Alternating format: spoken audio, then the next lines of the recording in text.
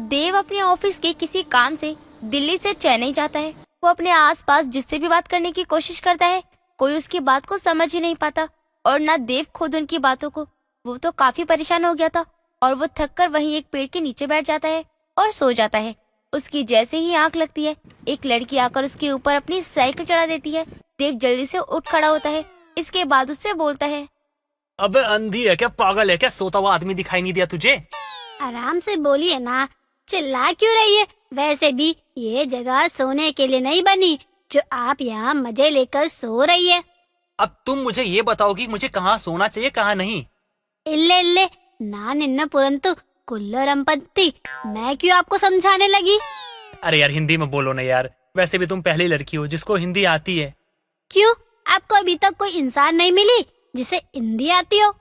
नहीं मिला यार, यहाँ आने के बाद ना मुझे कोई भी ऐसा इंसान नहीं मिला जिसको हिंदी आती हो। तभी तो परेशान होकर यहीं लेट गया था मैं, और जैसे ही मेरी आंख लगी नींद आई, आपने अपनी ये साइकिल चढ़ा दी मुझ पे। अरे यार थोड़ा तो देख लेती। सारी अच्छा ये बताइए आप यहाँ कहाँ से हो? देव नाम है मेरा। मैं दिल्ली से आया हूँ। यहाँ पे ना अपने ऑफिस के काम से आया था, तो रहने के लिए कोई घर ढूंढ रहा था, लेकिन कुछ मिला ही नहीं, क्योंकि जो वो लोग बोलते थे वो मुझे समझ नहीं आया, जो मैंने बोला वो उनको समझ नहीं आया, तो कहीं रूम ही नहीं मिला। अगर आपको कोई प्रॉब्लम नहीं तो आप मेरे घर चल सकती। आपके घर में?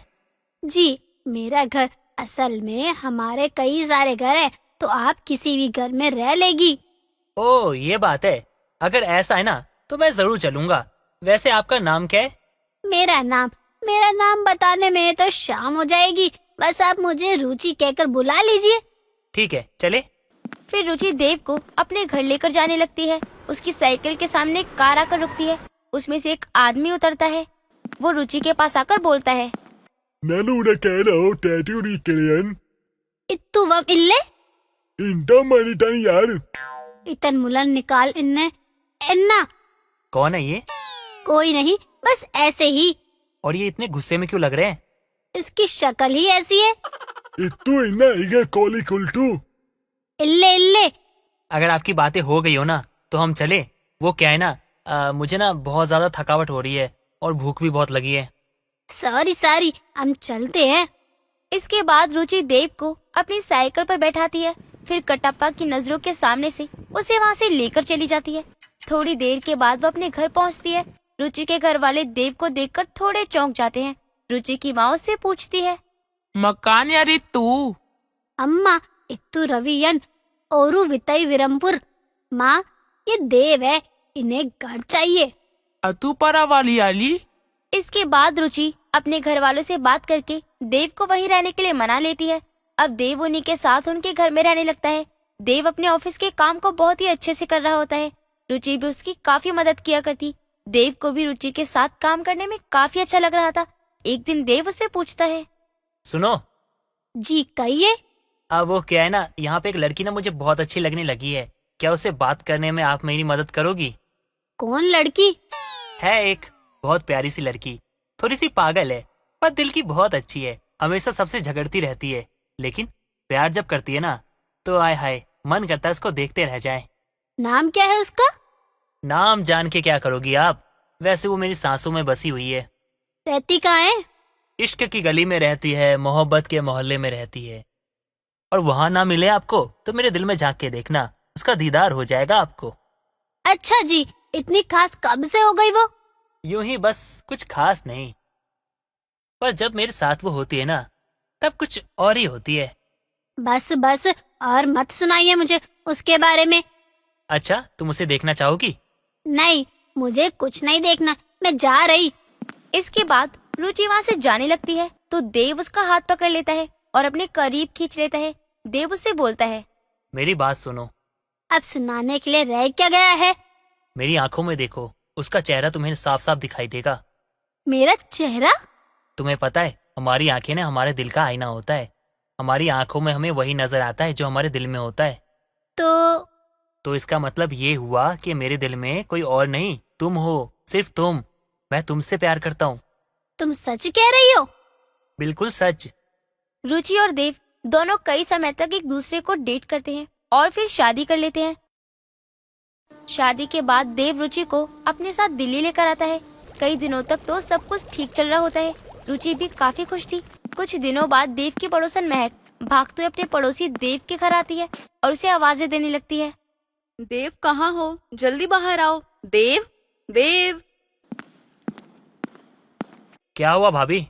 भाभी के देवर, अपनी धर्मपत्नी को संभालो जरा। आप बताइए तो सही, आखिर हुआ क्या है? क्या बताऊं देव, तेरी बीवी ने तो आज कमाल ही कर दिया। अच्छा, ऐसा क्या कर दिया उसने? महक देव को सब कुछ बताने लगती है और दोनों बात कर रहे होते हैं कि तभी वहाँ रुचि आती है और वो देव से बोलती है। मैं बताती हूँ देव जी। अच्छा ठीक है, तो तुम ही बता दो। मैं शॉपिंग करने गई थी तो मैंने अपने पसंद की साड़ी को चुना और खरीद लिया। बताओ मैंने इसमें क्या गलती कर दी? कुछ भी नहीं। वही तो मैं कब से समझाने की कोशिश करती, पर ये समझती नहीं। क्या भाभी, आप भी ना, रुचि को कोई चीज पसंद आ गई, उसने खरीद ली, तो आपको क्या दिक्कत हो रही है? तुम भी ना बड़े भोले हो, ये जो भी कहती तुम मान लेते हो। तो भाभी आप ही बता दीजिए बात क्या है। ठीक है तो सुनो, मैं और मेरी बहू सुनीता शॉपिंग करने के लिए पास वाले मॉल में गए थे। सुनीता ने जो साड़ी पसंद की थी वो हमने खरीद ली, लेकिन तुम्हारी धर्मपत्नी आई और डबल पैसे देकर वो साड़ी लेके चली गई।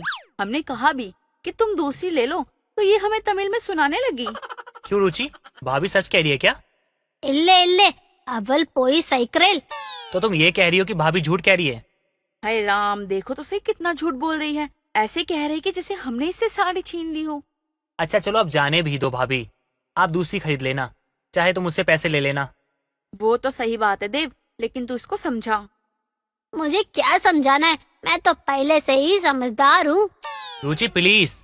ठीक है भाभी, मैं समझा दूंगा इसे। महक वहाँ से चली जाती है। फिर देव रुचि को समझाता है।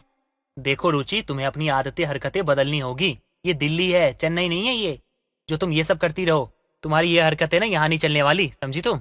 मैं ऐसे नहीं रह सकती देव जी। तो क्या चाहती हो तुम, हम यहाँ से कहीं और चले जाएं? अगर ऐसा हो सकता तो क्यों नहीं, एक काम करते हैं, हम चेन्नई चलते हैं। हमारा बहुत बड़ा घर है और वहाँ तो आपको कई नौकरी मिल जाएगी और आपको नौकरी करने की भी जरूरत नहीं है। बस आप ऐश कीजिएगा और राजा बनकर रहिएगा। बस बस बहुत हो गया। तुम साफ साफ क्यों नहीं कहती हो कि तुम मेरे छोटे से घर में नहीं रहना चाहती, तुम्हें दिक्कत होती यहाँ पर? तुम पहले बता देती तुम्हें मुझ में इंटरेस्ट नहीं है तो मैं शादी नहीं करता तुमसे। और अगर अभी भी तुम्हें लगता है कि तुम मेरे साथ खुश नहीं हो तो तुम जा सकती हो। आप गलत समझ रहे हो, मेरा वो मतलब नहीं है। अरे मैं ऑफिस जा रहा हूँ, मुझे लेट हो रहा है यार। खाना तो खाते जाइए। अब भूख नहीं है मुझे। इसके बाद गुस्से में देव बिना कुछ खाए पिए अपने ऑफिस के लिए निकल रहा होता है। रुचि उसे रोकने की बहुत कोशिश करती है, लेकिन वो कुछ नहीं सुनता और वहाँ से चला जाता है। उसके जाने के बाद रुचि बैठकर रोने लगती है, लेकिन वक्त के साथ रुचि को अब दिल्ली की आदत हो गई थी।